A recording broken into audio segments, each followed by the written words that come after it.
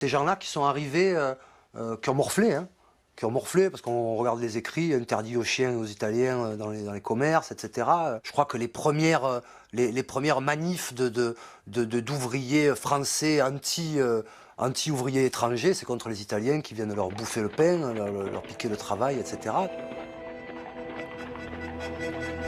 Juin 1881, à Marseille. Dans les rues animées, des troupes défilent au son de la Marseillaise.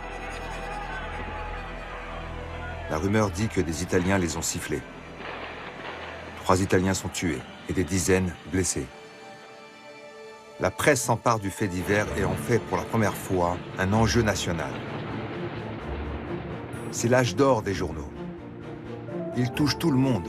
Chaque village lit la même chose au même moment. La presse invente un portrait type du Français. Son humour qui devient gaulois, sa galanterie. On caricature l'étranger. En ces années 1880, les Italiens expérimentent les premiers les discours qu'entendront toutes les immigrations.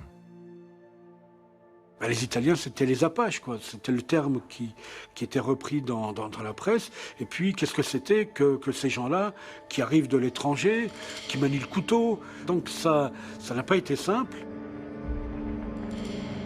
Difficile de résister à ces campagnes de presse qui dénoncent les ennemis de l'intérieur. Ces Italiens, ces étrangers qui menacent l'unité de la nation. En 1893, à Aigues-Mortes, une vingtaine d'Italiens sont massacrés. Personne n'échappe à la fureur nationaliste.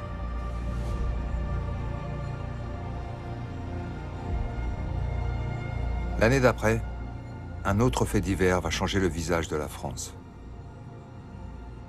J'avais à côté de moi mon ami, un type merveilleux, André Lévy. Et devant nous, il y avait un type de l'Action française. Et à un certain moment, il s'est retourné vers André Lévy et il a dit « D'ailleurs, les Juifs ne sont pas français ». André Lévy a bondi, il lui a flanqué 2 gifles. Ça a été terrible dans la classe.